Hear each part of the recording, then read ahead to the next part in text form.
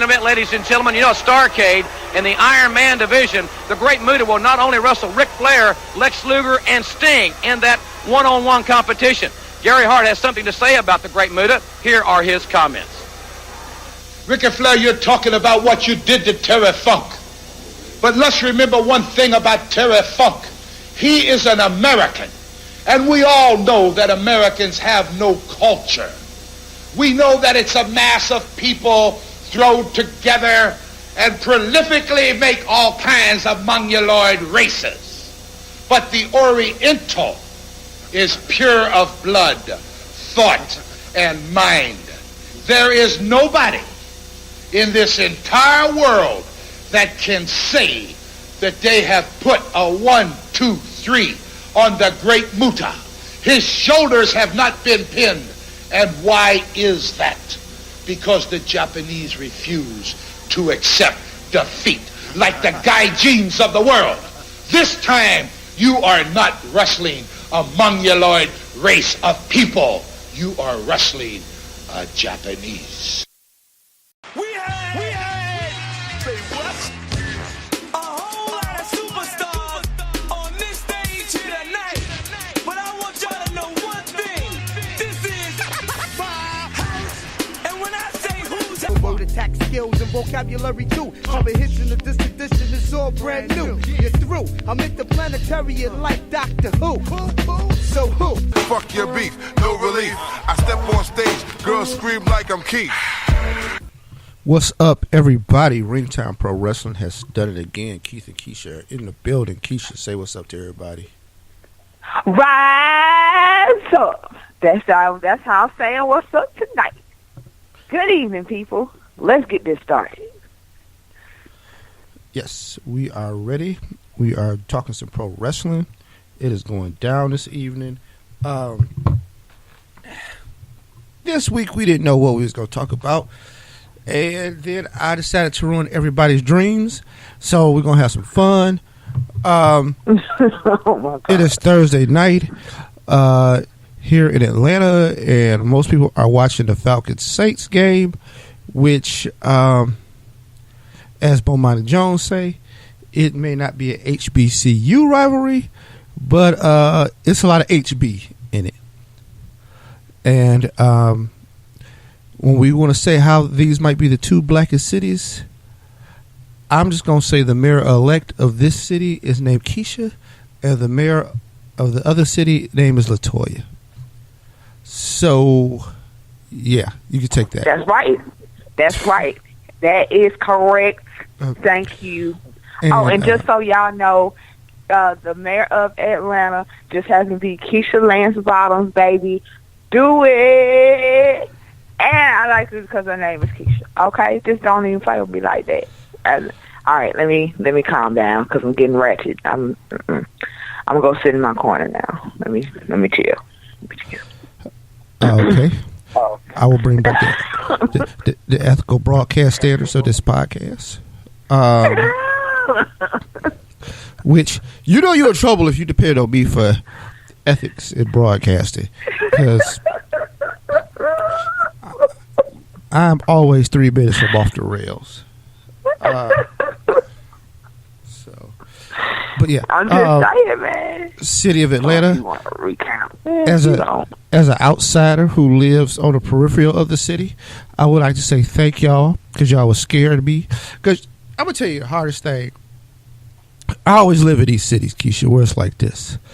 I never live in the actual city. I always live on the outside. You know what I'm saying? Right. Right.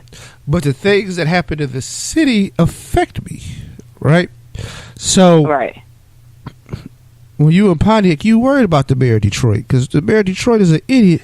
Go fuck up the whole southeastern Michigan economy.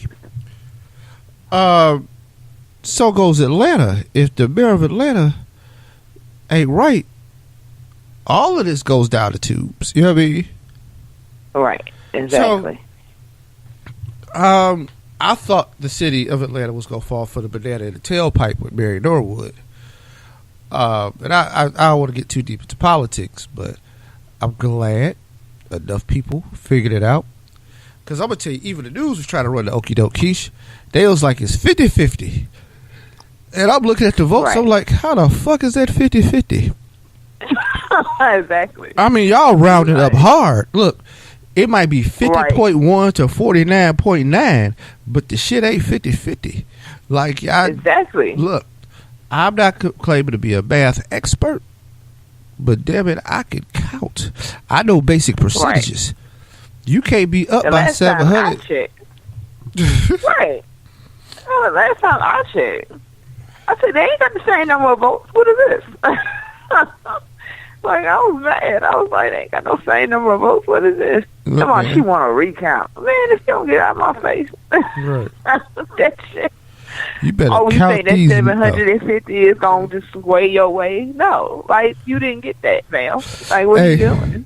Could you imagine her people in there too? Like 1, 2, Exactly. 3. Mm-hmm. No, stop. I lost count. Like, they, Right. nah, man. Pissing But everybody off. Like, come on, man. So, Chill. we talking. We having fun. Atlanta is bracing itself for a possible snowstorm. Here we go with this. I'm doing it for this show from my house. I am not doing it from a hotel location, which I could be at tomorrow due to my job wanting us to be there. Which, hey, I might take my microphone because I might decide to podcast. Because I might get bored.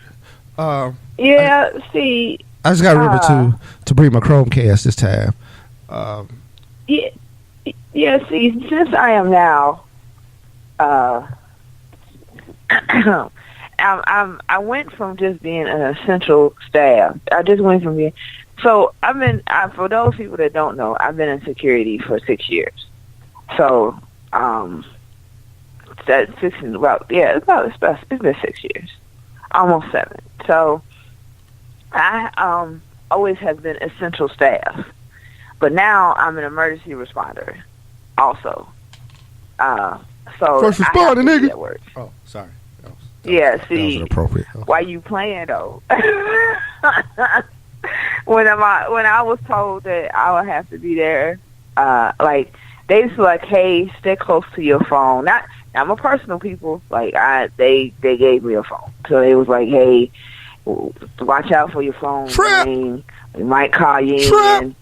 Yeah, right. Okay, so we gotta call you in. When in these kind of situations, we work 12-hour shifts. They rent out hotel rooms for people to stay. You know, like they rent out 3 or 4 so folks can take a shower and take a nap and all of that. But we rotate 12-hour shifts. So if you are called in, just pack your stuff for like 2 days. And I was looking like, who? What? I said, I didn't sign. I'm looking like, I didn't say nothing. But I was like, yeah, so I didn't sign up for that. Like, who did that? I was like, man, look, I hope they don't. But see, I'm pretty sure my boss would call me because of the simple fact that I work 5 minutes from my house. So, I'm essentially I am one of the first people he probably will call. One of my coworkers lives across the hall, so he'll probably call him too. Like, hey, get Kevin, y'all both come on and y'all can go ahead and start your 12. But we still work our same shifts. So right now I'm on first, and I will be going. And I would go in at 6 and get off at 6, and then we would just rotate like that. Who phone? Who this? Okay.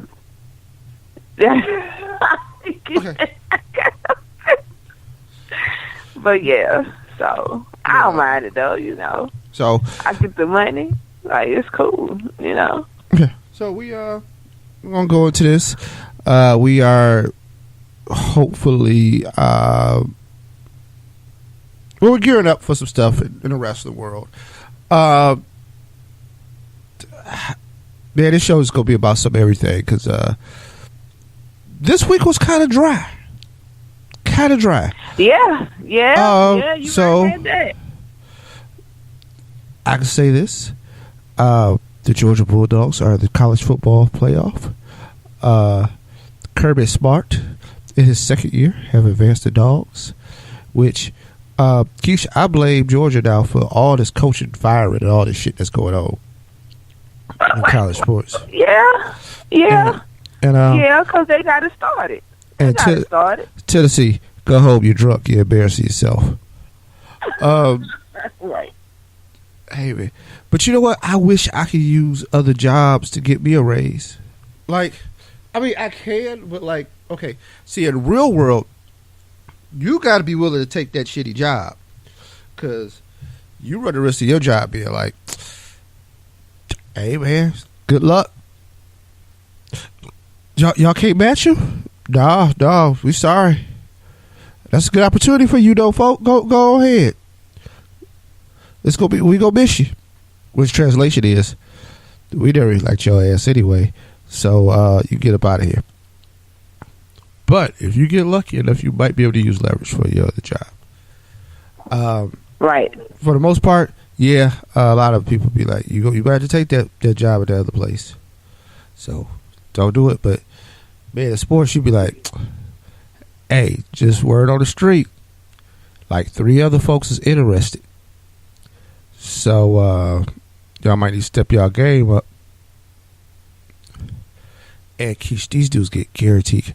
You know, Jimbo Fisher going to Texas A&M for 10 years for $75 million guaranteed, Keish. What? What? 7.5 a year. Keish, that means. I mean, and I'm sure his agent secured the bag, so it's scared. Hey, man, if they don't like him in 5 years, that's fine. You just got to pay him the other 5 years at 7.5 mil per. So, like, hey, I understand. You didn't like what you got out of this. Just give me my $35 million, and I'm gone. How about your hair? Matter of fact, I'm gonna tell you how much this coach cost them. Not only they paying the 75 over 10, hey man, they still paying the other dude that they fired $10 million. Damn. Look, do you know Tennessee just spent $13 million on a coach that they ain't even got yet officially? Because look, they had to fire the dude who had a job. That's $8 million. They fired the athletic director because he butchered the church in the beginning. That's $5 million. They $13 million in the hole already, and they may not officially have another coach yet. So I'm just saying. You know, that's a lot of money to just be out here willy nilly in it. Like, hey. Oh no, it's just it's the 100% official side that I've made some wrong turns in life. Yeah, like that's crazy. Like, yeah, I'm gonna fire you. I'm gonna fire you. You know, fuck this cost. Like, we got this. No, time out. Yeah, no, I've been fucking up somewhere.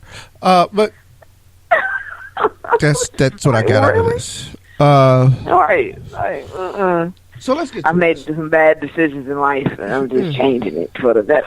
Like, no, you tripping? Like, you tripping? Like, what are you doing? No, I'm talking about me personally. No, I've made some bad decisions because how did I not get my hands on this bread, Keish? But you know what, Keith? Yeah. That kind of money will have everybody rethinking their lives. Like, why am I not just? Why don't I coach sports? You know. Like, why is that not me out there? Like, what's really going on? Yeah. So, yeah, I can understand that. Here we go. Let's get to Raw, right? So the show opens up. Kurt Angle starts out talking. His son, Jason Jordan, shows up, and he felt like he pushed Roman Reigns to the limit. That hasn't happened yet. I'm sorry, I'm ahead of myself. He wants a shot at Roman Reigns. Roman tells Judge Jordan that, hey man, you gotta get your shot. Fuck your daddy. You grown man. Right. Samoa Joe comes. It's a big confusion. Jason Jordan does a little ambush attack. I was about to say something else, but in honor of today, where we honor the veterans of the horrific Pearl Harbor event. I will not trivialize Pearl Harbor. See, I got standards. But Yeah, it just all occurred to my head at you. it all turned into a cluster, and Roman Reigns ends up in a match with Jason Jordan to start off the show as opposed to Samoa Joe. And Keish, I think we're at the secondary stages of Jason Jordan turning heel, right? Yeah, I think it will start when he was running away from Braun Strowman 2 weeks ago to where we are now. And I'm going to say this. I think it's a good move. If we're going to invest a lot in Jason Jordan and like him being somewhere near the top of the program, it's probably going to work better that he's a heel. Because Raw already got enough unlikable baby faces with Roman Reigns being at the top of that heap. And just looking at Jason Jordan, I think he's a naturally unlikable dude. And I think if he tries to be that, I think he can lead into that angle, three eyes, heel kind of role. Right. I thought the match was halfway decent against Roman. I think he showed a lot of promise. I think he showed a lot of athletic, ability. That being said, I don't know. I still ain't 100% sold. Clearly, the star of everything that's going on right now is Samoa Joe. Like, I think that's yeah. You're right about that. Because we all believe Joe. See, that's the thing about wrestling. I think sometimes you have to look at the guy and be like, I believe that guy. Like, I know this is fake, but I believe Joe. Right. Yeah. Like, you're all in when it comes to Joe. Like, yeah, man. Oh no, he's gonna tear some shit up. He's gonna tear some shit up. Like, that's where it starts and stops with your mindset. It's like, yeah, he's gonna tear some shit up. Yeah. No, you're not gonna do that. That's just, don't even go that route. Like when Jason had decided, I'm gonna challenge Joe. No, Jason, you're not gonna challenge Joe. I'm gonna really need you to calm down. Like, I'm gonna really need you to calm down, sir. You're tripping. Like, you're already coming out here demanding things from Roman Reigns, which already in itself is enough. But then you're like, I'll take you on, Joe. You ain't tough. No, Roman. Joe is tough. He will kick your ass. No, I mean, Jason. Come on, Jason. He's tough. He is tough. He's gonna kick your ass. He'll kick your ass. Like, just know. Now, Roman might better be a better match for him, but at the same time, you might want to calm that down, sir. Like, I'm gonna need you to go on and chill out. Like, that's pretty much where I'm at in life right now. Just calm down. Okay. Like, just So, I mean, Joe's that dude. Like, if you ain't really paid attention to Samoa Joe like that, then now is the time.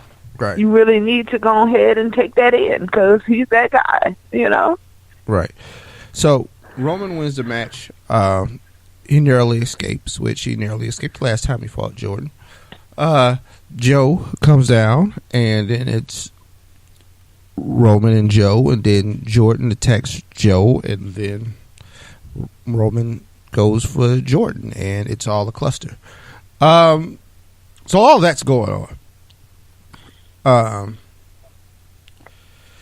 Next matchup, Paige takes on Sasha Banks in a 1-on-1. Both of them had their crew out there. Sasha had Bayley and Mickie James. Paige had the Absolution clique out there. I thought it was a decent match. This is Paige's first 1-on-1 return to the show. She defeats Sasha, which she has to, because she can't lose her first initial return match, especially considering that she got a click. They invested a lot in Paige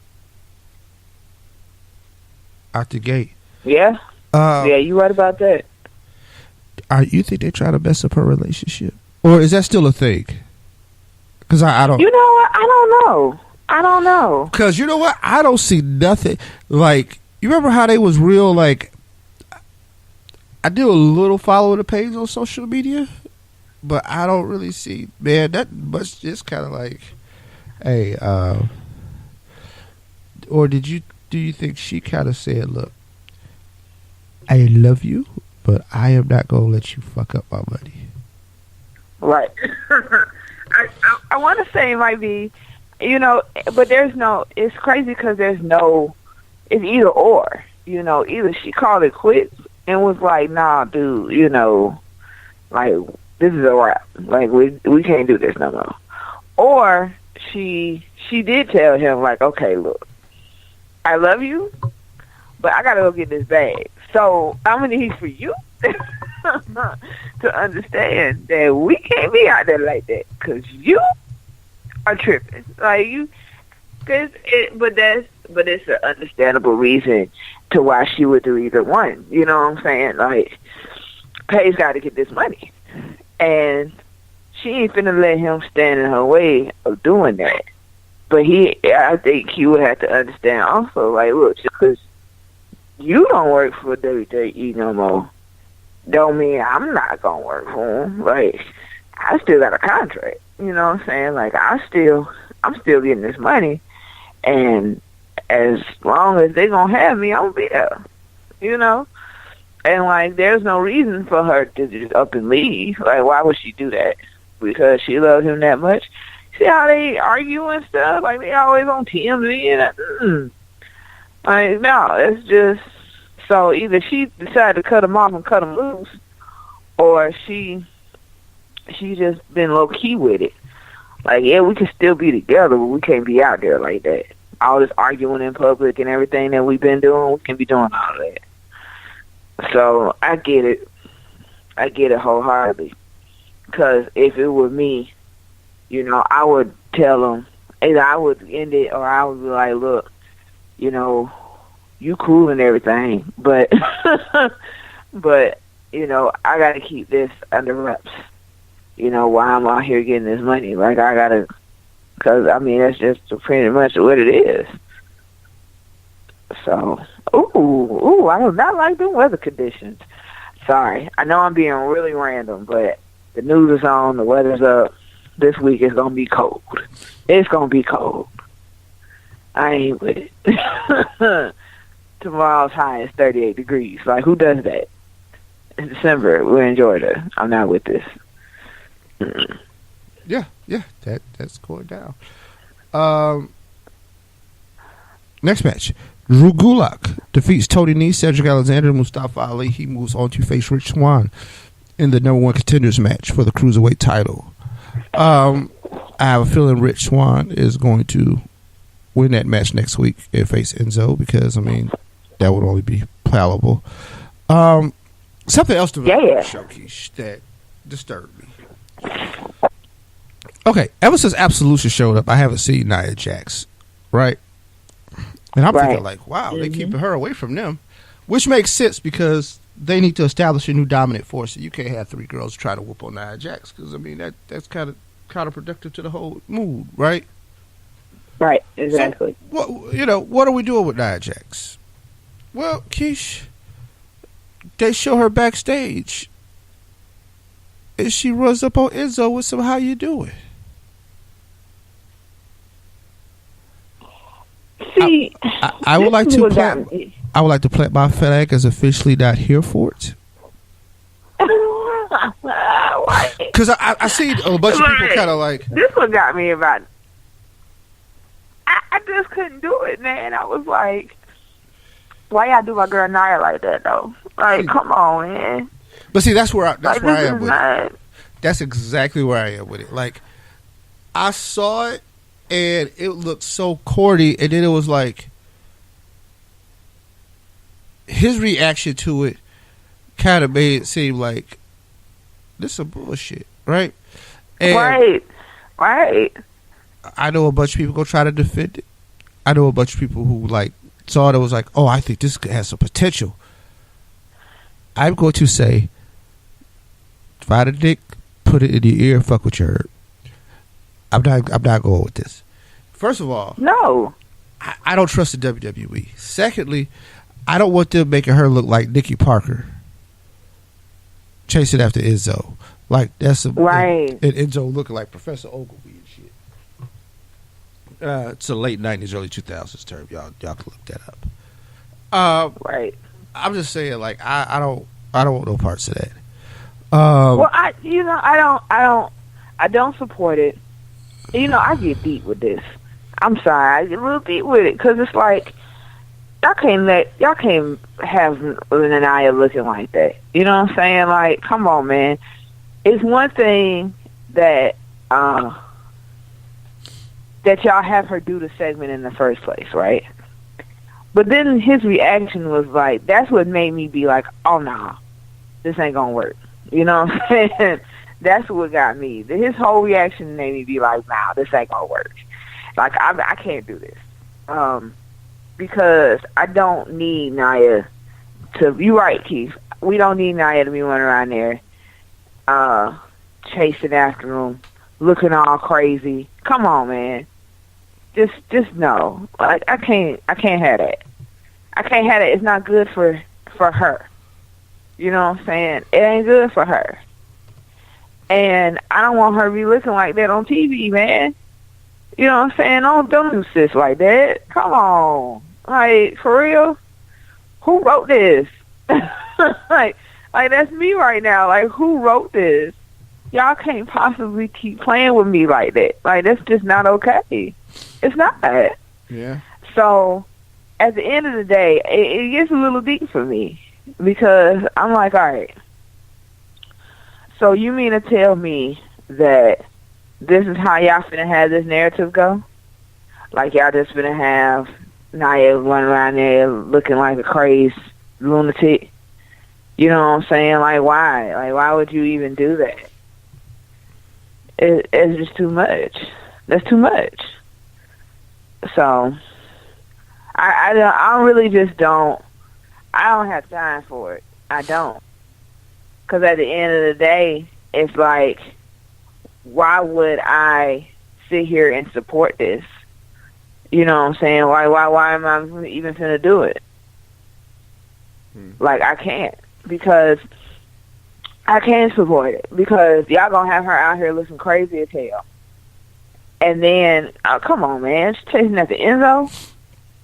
Yeah. Of all people, y'all have her chasing after Enzo Amore. Yeah. I don't care if he is the cruiserweight champion or not. That has nothing to do with it. It's Enzo. Yeah. So, it's that. Braun Strowman attacked Elias because Elias talked stuff. Well, I don't know. He really talked stuff. He was just doing the Elias thing. Kane came on the big screen and issued the challenge. So next week, we're going to get Braun and Kane one-on-one. This probably will not be the culmination of said feud because I'm sure they're going to try to push this to a pay-per-view. Word on the street, the Kane was going to be back for a short amount of time. I'm going to say I don't know because every time they tell me somebody's going to be back for a short amount of time, they'll be there for like 7 months. So, I don't know how this upcoming mayor's race is coming for Kane because I think it's like next year, 2018. But I'm still interested to see this match, Keish. Like, I'm going to say this. Good job in building up Kane, bringing him back, doing the whole monster thing. Got him, in the wig to make us nostalgic and all that stuff, and making it work. Good job. Asuka defeats Alicia Fox, and I'm going to ask this: what's going on with her Absolution? You mean Alicia Fox? No, Alicia Fox. I know what's going on with them. She got her ass beat. Oh, okay. What's going on with Asuka? Right. Asuka has escaped the wrath 2 weeks in a row where they don't bum rush her and she backs out the ring and laughs. I mean, is this you know what? This is how I look at it. No, I don't. I think you will see it as a setup for like Asuka joining Absolution. I don't see that happening. I don't see that even remotely happening. I see it as they have a mutual respect for Asuka because they know Asuka will goddamn murder you in that ring. They know Asuka take your head off. Don't get me wrong. I mean, Asuka gonna kill you is like a real champ. Like that's going down. Right. Like I think that some people actually ignore this, and I'm like, I don't understand why, because she will kill you. Like, it's just the truth. Like, y'all have to understand that 3 women ain't gonna beat on Asuka like that. Like, that's just not gonna happen. You know what I'm saying? Like, that, unless they severely attack her. I give it this. Even if they attack her from behind, if Asuka gets on her feet, it is a wrap. Like, y'all have to understand, like, she's Asuka. Okay? She ain't lost yet. She has not lost yet. Between her starting with NXT and now, she has not lost yet. So you can't just y'all ain't gonna be just 3 women jumping on Asuka. It's just not gonna happen. The only one is crazy because Paige can probably hold her own against Asuka. Sonya Deville probably can hold her own against Asuka. Even Mandy Rose can probably hold her own against Asuka. But y'all ain't finna be Asuka. Let's just get that out there, okay?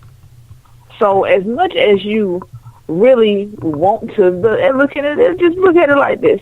There has to be a mutual respect there. You know what I'm saying? It's Asuka. So I don't think it's like any kind of setup for anything or anything like that. I mean, me personally, I just think that they just know, like, hey, we ain't gonna mess with her. You know what I'm saying? But that's why they beat up on, like, Alicia Fox and, like, Sasha Banks and Bayley and Mickie James and Alexa Bliss. Like, you beat up on these women because you figure, you know, they can't take on 3 women. Like, it's not... Yeah, Asuka might not be able to either if you attack her right, but at the same time, it's Asuka. Right. So, at the end of the day, y'all can't just come up on her like y'all been doing everybody else. Ain't gonna happen. So that's why they've been avoiding. Now, I think one day, at some point, they might end up trying it. You know what I'm saying? I think at some point they might end up trying it. And they'll end up really getting into it with her and everything. But yeah, I mean, I'm sure they might be saving it for something big, right? Right, exactly. And we'll see how it turns out. Like, it's interesting.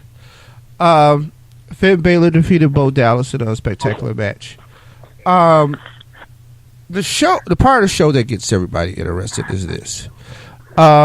The WWE introduced Woken Matt Hardy, or as we will refer to him on this show, Woke Matt Hardy, because that's how we talk. Woke Matt Hardy, who sends Bray Wyatt to deletion. Fans were excited, and a lot of people are very excited about this debut, and they finally got what they wanted. They wanted broken Matt Hardy. They did not exactly get broken Matt Hardy. They got woke Matt Hardy. Right. Woke not broke. That's the woke not broke. Keish, how long before the WWE fucked this up? You know, I won't give them. I'll give them a little bit. You know what I'm saying? I'll give them a little bit. Be about a good month or so. I think they'll let them run with it for a while, and then they're gonna be like, "Oh no." I don't know if they let him run with it for a while. I think this is the problem with WWE. Vince McMahon is not good with gimmicks he did not create, and he's not good with letting things flow outside of him and just kind of pick it up where you can. So here's the positives. It's a feud with Bray Wyatt, right?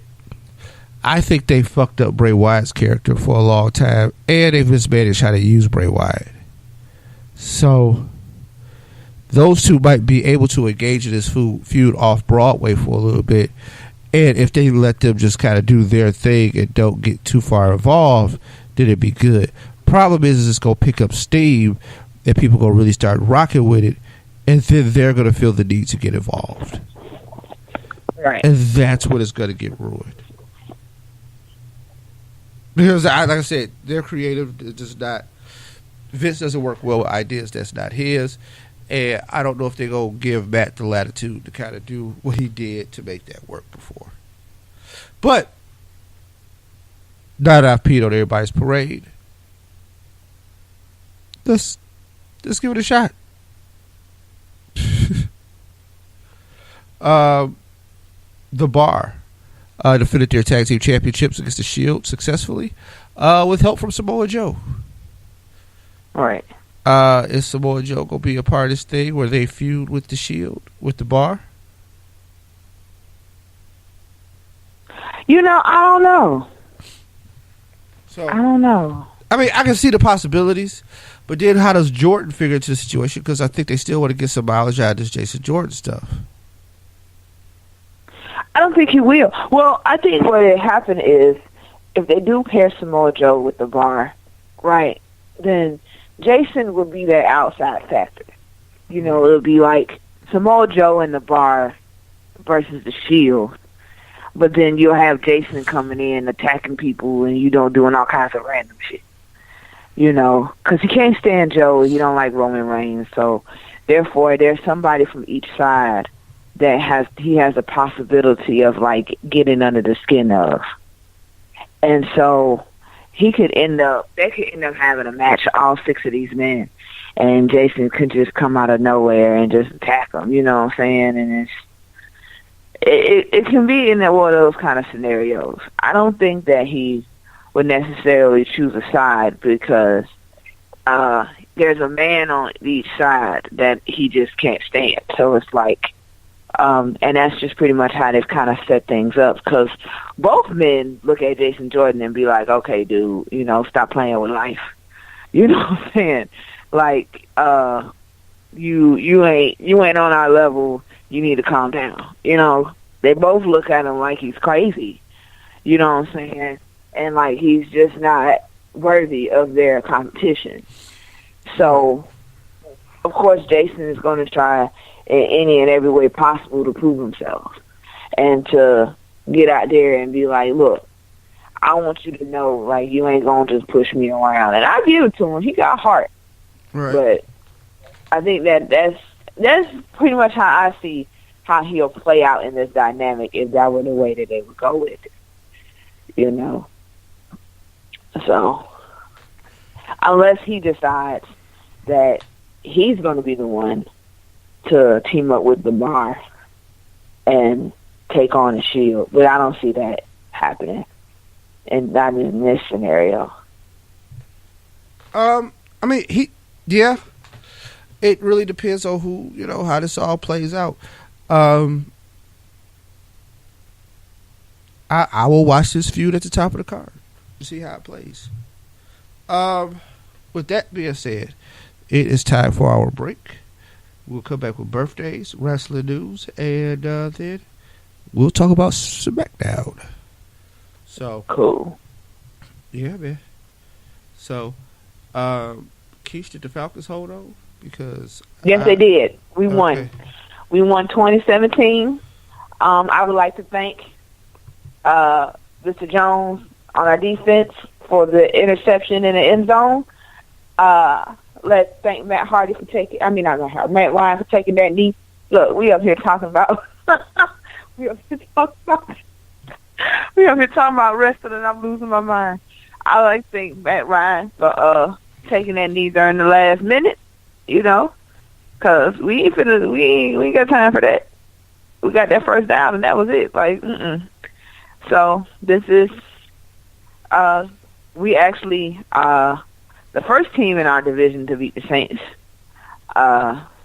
So that's awesome, and I'm just excited.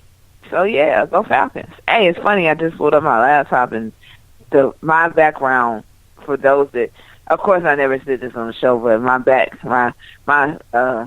desktop photo, my desk is a big Falcons flag. It says "Rise Up" and all that. Like, I don't know how many people out there know how hard I go for the Falcons, but that's pretty much how it goes. Like, my room door has a flag on it. So, yeah, get your life. That's all I'm saying. Rise up. If you ain't rising up, you need to start. Get your life together. Okay, all right. I'm done. I swear I'm done. We'll be back.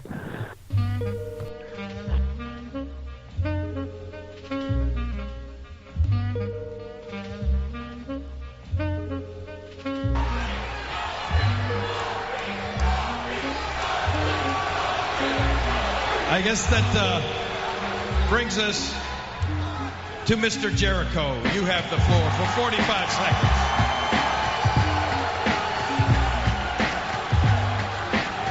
It's obvious that I'm surrounded by neophytes in this ring, surrounded by neophytes in this entire arena. But all of you need to quiet down, because the true best in the world at everything I do is about to enunciate. You want facts? Here's a fact. There isn't a human being who's been in more Elimination Chamber matches on this planet than me. There isn't a human being that's eliminated more superstars in the chamber than me. The last time I was in a chamber match, I walked out the world heavyweight champion. I mean, seriously, let's be honest here. My list of accomplishments in my career outweighs the list of accomplishments of you 5 wannabes incorporated completely. I am here. All 5 of you are here. And that brings me to you, Punk. Look at me when I'm talking to you, boy.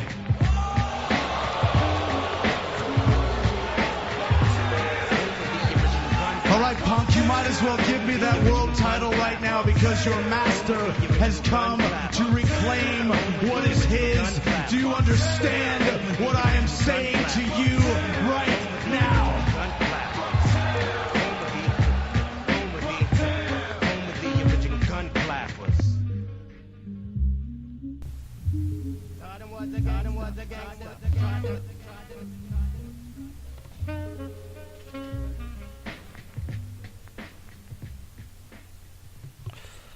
All right, everybody, we are back. It is December 7th. We are rolling into December 8th. So, Keish, December 7th, loaded with birthdays. The incomparable ACH of New Japan, Ring of Honor fame, celebrates his 30th birthday. Dean Ambrose turns 32 today. Shout out. Hall of Famer Tammy Leah Stitch, that you know is Sunny, celebrating the birthday today. Sunny is 45 out here in these streets. And Rick Rude, the late great Rick Rude, would have been 59 today. Out there. That's the December 7th birthdays. December 8th. Do you realize Enzo Amore and Michael Cole share a birthday? That's funny. Their birthdays are tomorrow, December 8th, Friday. Along with the incomparable Jimmy Rave. So that's all the birthdays. Saturday is Kurt Angle Day. Kurt Angle turns 49 on Saturday. Like, I would be remiss without saying that. Because, that's it's a big day to celebrate in the wrestling world. But let's get on to the news. So, Keisha, is Dolph Ziggler done? Yes. Wow. Okay. Damn. Would you like to elaborate? Wait. What happened? I said, is Dolph Ziggler done? You was like, yeah. I was like, shit. No. Okay. I said, what? Wait. Wait. What did you say? I just want to Joe check on what you said because I don't think Dolph Ziggler is dead. Okay. I don't really see that. I mean, he's Dolph Ziggler, like. Because the idea is possibly at the end of this contract, which is coming up pretty soon, that he might be done. Like he might not come back. Oh wow! Okay.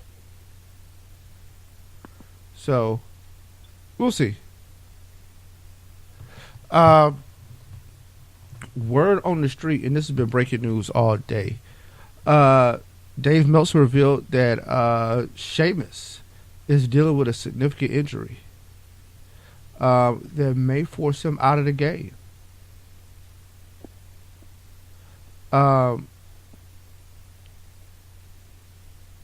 He was actually rehabbing. When he was out last week, when they said it was in Ireland, they said he was rehabbing from spinal stenosis. And here's the thing. The way Meltzer's reporting it, I don't know if it's the way it's going down. Yes, spinal stenosis did sit down Edge, and it did sit down Steve Austin. But Sheamus wrestled for Monday. You know what I mean? I don't know if he's like if he has to have another surgery, he might be done. But I don't know if this is like we're immediately jumping into the idea that he may be done. Like I think that might be leaping. I mean, yeah. In a rush for a headline, like I think what might be happening is that we're just leaping like way over the hill here. Right. But I mean, that is the breaking story that's going down at wrestling this week. If you are in India Saturday, Triple H will be taking on Jinder Mahal. That's interesting. Yeah. Do you know that Matt Morgan, when he debuted with WWE, he was almost Kane's brother? Like that was an idea for him. What? Yeah. They were gonna throw a mask on him, and he was gonna be Kane's brother. Well, that didn't happen. I don't know how that would work out. I'm just saying. It might have worked out better for him. It might have worked out better for him, but then they just transitioned him out. I thought he had a lot. I think Matt Morgan might be one of the great stories of mismanaged talent. And all the companies had him. I just don't think nobody knew what to do. And it was like he was a 7-foot guy with a body. Like he had abs. You know what I mean? Like most of these tall guys aren't like cut like that, right? He's a 7-foot athletic former basketball player who could talk. But WWE made him stutter. It was like, okay. Then when he went to TNA, you found out he could talk. It's like, why did y'all ever make him stutter? You know what I mean? Like, y'all took away one of the biggest tools that the man had. Because I think if he could have talked, I don't know. This is where those was where, like, maybe they was trying to stay away from a Kevin Nash comparison, but ended up still fucking it up. Yeah, right. Exactly. I don't know, man. I guess I don't see it. And I can't see it, you know? Like that just can't be. Like that, I'm glad that didn't happen. So I don't know. But. Bret Hart filed a $1 million lawsuit against his surgeon. According to the Calgary Sun, Bret Hart sued surgeon Dr. Justin Ewing for $1 million.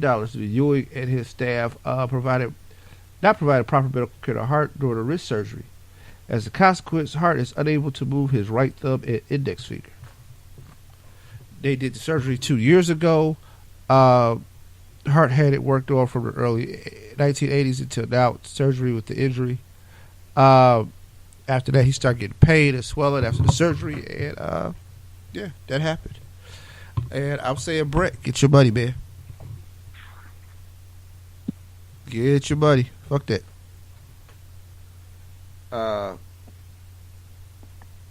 TNA is making some changes at the top. They are having like a 3-man executive committee, and it will include some people who got some experience in the wrestling game. I was trying to look. I had the story pulled up, but yeah. So they have a new senior executive team. Once again, Impact Wrestling. I'm sorry. Let me start addressing them properly as Impact Wrestling, because they're not TNA anymore. But that is the legacy, right?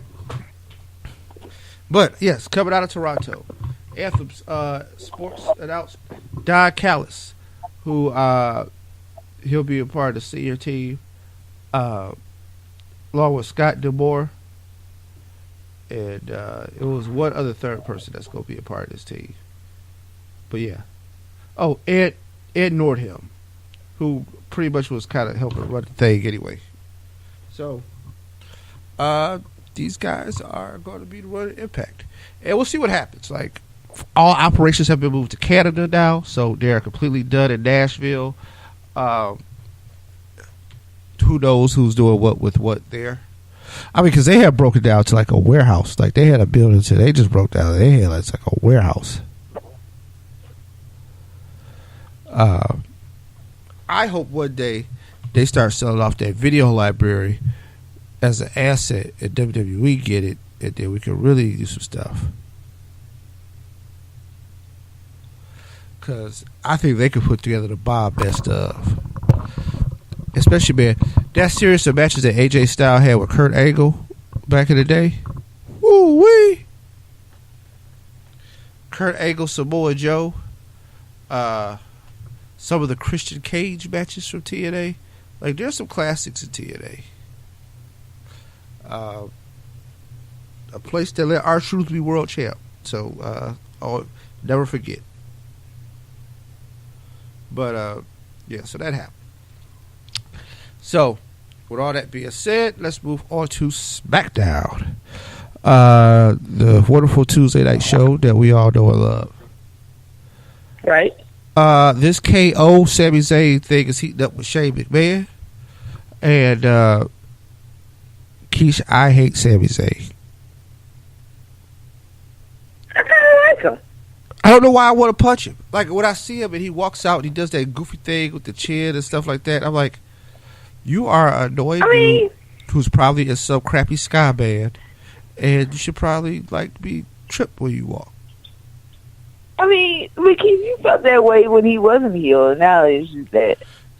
It's like, all right, Sammy, you're awful. I just may not like Sammy. That's it.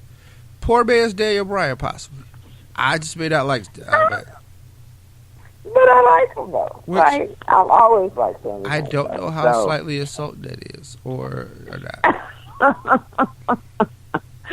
I mean, I've always liked Sami Zayn, so I can't be the one. I'm just saying, if somebody was like, "Hey man, you a poor man's Dave Chappelle," I'd be like, you know what?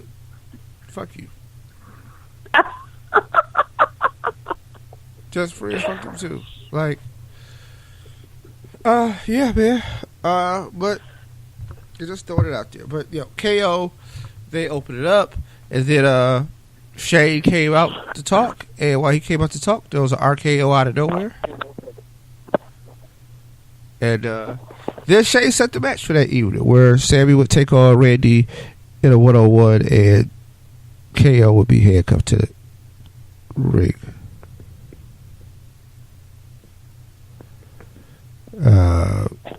So, yeah. Aiden English and Rusev actually defeated the New Day, which I had no idea that was going to happen. And Aiden English, can't stand him, just can't stand him in a different way. But happy for Rusev. And Rusev was like a Rusev Day t-shirts on SmackDown this week. So shout out to Rusev. Get merch, making it work. Rusev. Right. Hey man. If I could pull off Keith Day, I would. Bobby Roode defeats Baron Corbin in a non-title match via disqualification because Dolph Ziggler decided he wants to get involved. All three will face each other at Clash of Champions in a triple threat match for Corbin's United States title.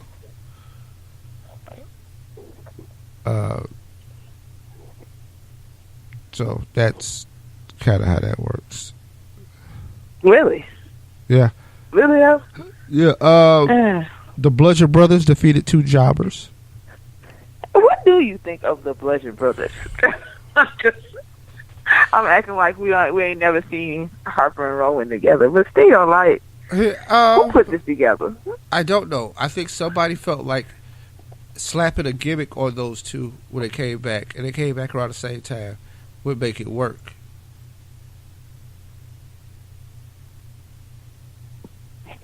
I don't know, man. I don't know how that's working out for me. I'm just, I when they mentioned the Bludgeon Brothers, I didn't know who they were talking about at first, and then once I seen it was them two, I was like, oh, okay. Like, is this what we're calling them now? Okay. I just want to make sure I understand this completely, So, because they never kept together, like you don't see Braun and Bray together on Raw. You know what I'm saying? So when they disbanded the Wyatt family, like, I thought that was just it. It was just done. But they kept Rowan and Harper together, and I could understand it. I guess I understand it from the standpoint of, like, well, what else are you gonna do with them? You know what I'm saying? Right. So, like, I get it from that standpoint, but. Yeah, Bludgeon Brothers. That's where we at now, huh? Okay, I'm cool with it. They like it, I love it. You know what I'm saying? That's pretty much where I'm at right now. So, I mean, I don't have a dislike for them. I'm just kind of like, oh, this is where we're at now. Okay, and that's the end of it for me. So, yeah. I guess that's just where I'm at. Let's continue. Yeah. I like the build of the Bludgeon Brothers. You can keep them away from regular people for a while now. Just let them beat up jobbers until it's time for them to come into the main mix. Right. Charlotte Flair defeated Tamina in a one-on-one action. And Randy Orton defeated Sami Zayn, despite Kevin Owens, who was supposed to be handcuffed to the side of the ring, getting loose. Right. So hopefully I can go ahead and take Man. Oh, I almost forgot about that RKO out of nowhere that Randy hit in the beginning of the show. Like, that thing was great. Did you see that? Yeah. He was not playing. I love those. Now, see, there's a difference between, like, Randy in a match and he hits his RKO. I mean, some of those things you really out of nowhere. But then the other ones, just like, yeah, you didn't see that coming. So, but when he hits them like that, I don't know. It's a wrap.